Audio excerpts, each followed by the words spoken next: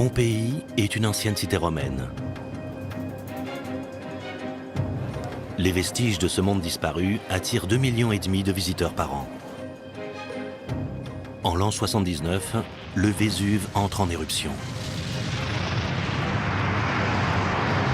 Le volcan ensevelit la ville sous 5 mètres de cendres. Près de 10% de la population disparaît dans la catastrophe. Les victimes sont figées dans la position où la mort les a surprises. Elles sont littéralement pétrifiées. Le temps semble s'être brutalement arrêté.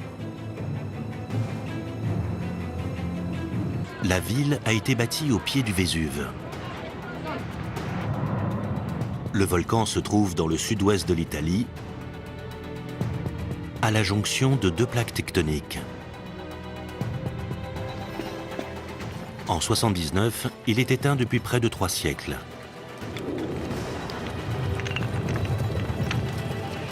Le 24 août, il se met à gronder.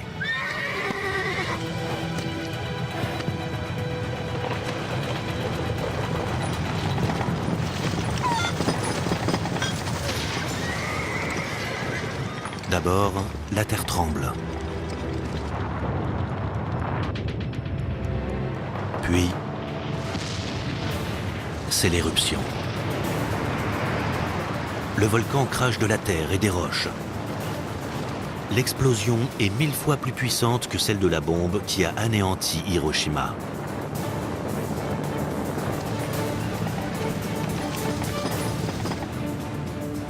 Sous la poussée d'une immense colonne de gaz, un nuage de cendres et de poussière emplit le ciel.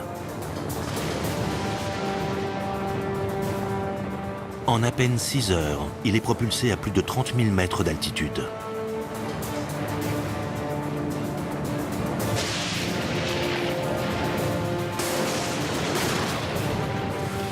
Il s'étend à des kilomètres à la ronde. Il est si dense qu'il éclipse le soleil. Pompéi est plongé dans l'obscurité.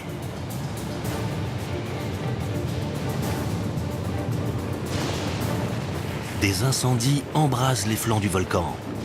Des éclairs déchirent le ciel.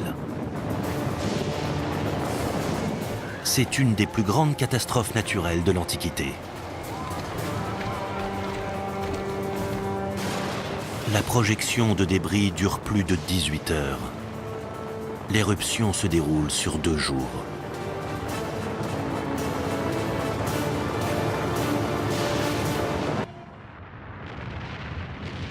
Lors d'une éruption, un volcan rejette de la lave.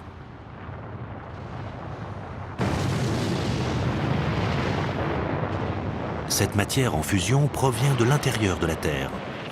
Elle peut atteindre 1200 degrés. Les coulées de lave sont aussi spectaculaires que mortelles.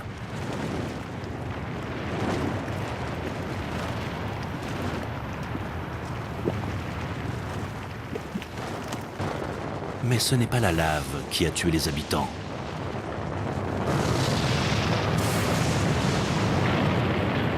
Pline rapporte que le Vésuve crache des cendres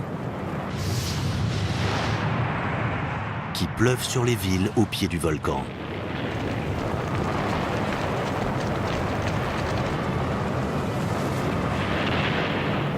Puis, écrit-il, une nuée s'affaisse sous son propre poids et se répand en surface, tantôt blanche, tantôt noirâtre.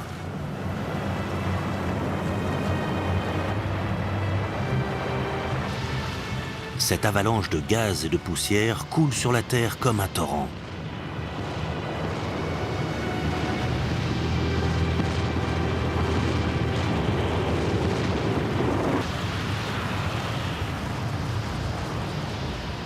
L'explosion ouvre la seconde phase de l'éruption.